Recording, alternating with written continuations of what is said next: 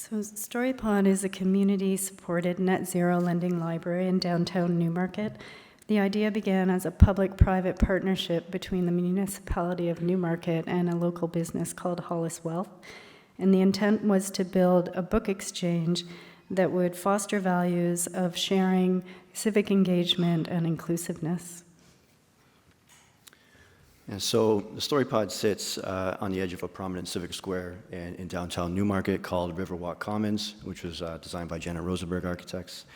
It sits in a fairly open space with high visibility, which allows it to draw visitors from both nearby Main Street and adjacent public trails.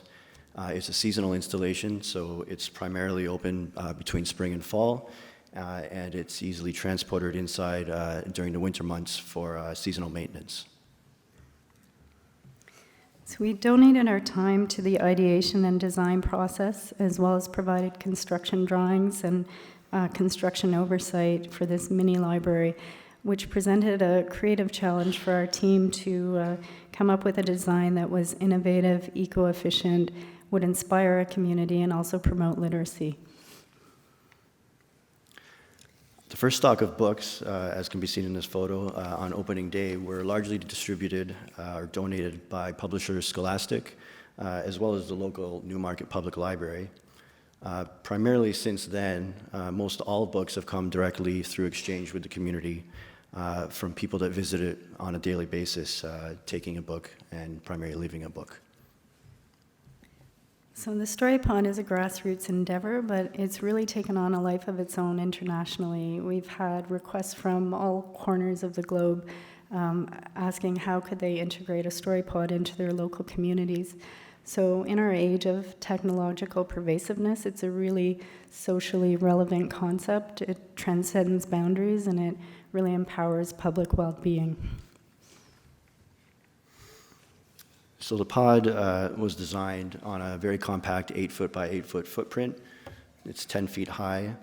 So the main challenge of making it accessible to the community was resolved by having 2 full walls of the pod pivot open on custom fabricated hinges, which basically reveals several levels of built-in seating on the doors themselves, as well as inside the pod itself.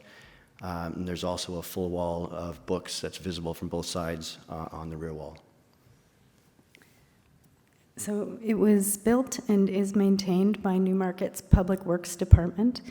And the part of the program requirements were that it needed to be compact, transportable, energy efficient, easy to build, and economic.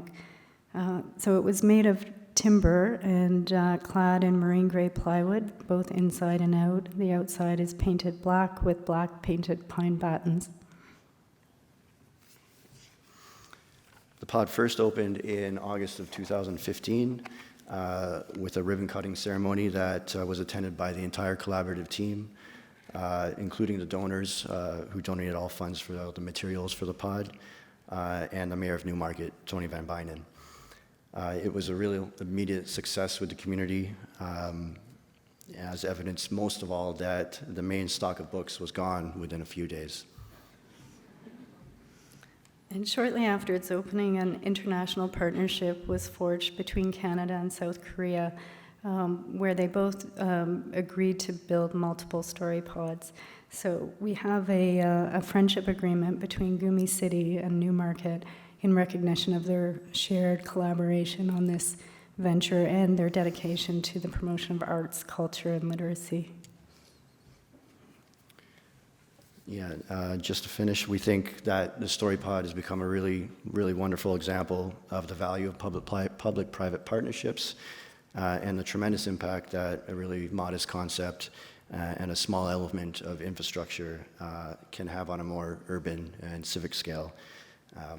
And we just continue to be delighted with the life that it's taken on, and we're honored to have been a part of the project. Thank you.